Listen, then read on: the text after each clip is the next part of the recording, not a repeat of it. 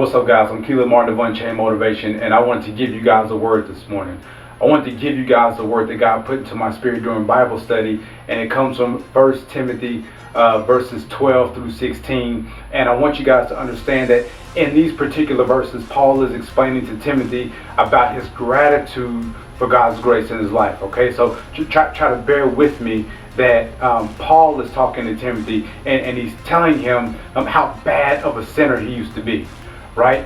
He's telling him how bad of a person he used to be. He talks about in his ignorance and his foolishness, he was persecuting the people of God, and he was blaspheming the name of God, and how even God still considered Paul to be a trustworthy person to push the gospel forward.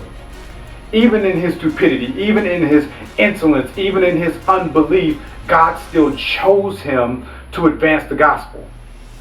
And he goes on to say that Paul, I was one of the worst sinners. I was one of the worst that there was. And the reason that God did this is so that they too, meaning others on the outside, that they too, people who are on the outside looking in, can see God's grace and his patience with dealing with such a man like me. You feel me? So Paul is stating that in these 4 verses, you're going to have to go and read them. Again, this is 1 Timothy verses 12 through 16. But Paul is saying that what you were doesn't define who you are now. What you used to be is not the person that you have the potential to be. All the things that you were caught up in your past life, all the mistakes that you made, they don't have to define who you are as a person. They don't have to define the next several steps or years or months or whatever it is. It doesn't have to define it or be the deciding factor in your life, okay? That's the first thing Paul is saying, is that in my worst possible state, God still saw something in me that I couldn't see in myself. He still saw something in me that he could pull out of me. Even when I thought of myself as the most darkest, wretched person on the planet, God still said, I see value in you. There's something in you that I can use. You may do away with all the other parts, but I still see the best. Why? Because you come from me, and I'm greatness. That's the first thing God is saying, that Paul, this is what Paul is addressing. He's saying that what you were does not define who you are. That's the first thing that he's saying. Okay, the second thing that Paul is saying is that God knows all of your dirt, but he still loves you anyway.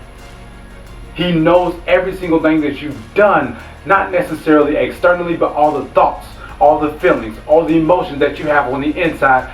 God is omniscient, and he knows everything. He knows everything. He hears everything. So sometimes, even when you display it in your actions, you think that you are unlovable. You think that you are unreachable. You think that you are unworthy of what God has for you. And Paul is saying, Paul is expressing that God still loves you anyway. He says he considered me trustworthy. God still considers the best part of you that he can use. Even when you count yourself out, even when you think that you are good for nothing, God still considers the best attributes that he created within you to still be useful and can be utilized for the advancement of the kingdom. God knows, but he doesn't care. He just wants you. So you can't hang your hat on your mistakes. You can't hang your hat on yesterday. You can't hang your hat on last year. You can't hang your hat on 6 months ago. Why? Because we are human and we make mistakes. We make mistakes. And Paul is saying that, look, he considered me even though I wasn't worth considering. He still gave me the green light. He still spoke to me. He still sent Jesus my way. He still put the faith and love that comes from Christ in my heart, and he didn't have to. He was still gracious and merciful toward me, even though I didn't deserve it. God knows every single thing that you've done, and guess what? He still wants to give it to you. You have to love yourself enough to want to receive it. This is why Paul said it is a trustworthy saying. It is something that everyone should receive, and that is this, that Christ came into the world to save sinners. This is what he said in verse 15. Christ came into the world to save people like me, people who blaspheme the name of God, people who were ignorant, people who acted on their stupidity, people who did things out of their own hurt, out of their own pain, out of their own thinking, out of the wrong thinking. Even though I did all of that, God still considered me. God still sent Christ here to save me. This person, this wretched person, this dark person, this hurt person, this broken person. God still sent Christ here for me. And the third thing is this, is that your mistakes are your platform, not your disqualifier. Okay? Your mistakes are your platform and not your disqualifier. There is a specific reason that is unique to each and every one of us why God allows us to go through certain trials and hurts and pain in our life.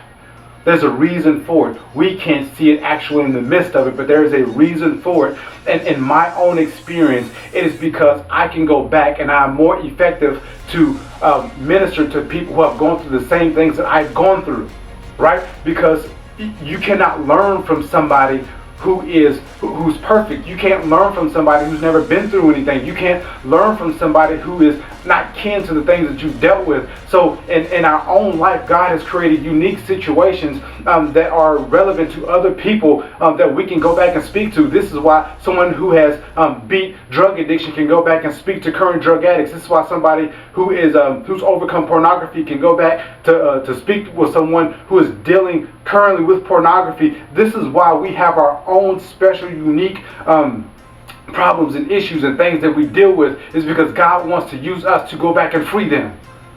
So understand, guys, that you are the key that unlocks the door to somebody else's freedom. And people will not reach the best version of themselves until you become the best version of yourself. There are some people who will never be delivered until you come out of your situation. There are some people who will never be touched or healed or mended until you come out of the situation that you're in. So you have to stop looking at your situation as a woe as me issue. You can't look at your situation as I'm always the one being done wrong. Guys, what is going on in your life is only to build you and not break you. And you may feel broken at the moment, but there is a purpose for the pain. And if you recognize it, you will understand that the things that you're going through are the platform, they're not the disqualifier. What you're going through is the step that carries you to the sea of people that you're called to free. Okay? And number 4 is day 2. We just described that. There are a sea of people who don't understand that God's grace covers all.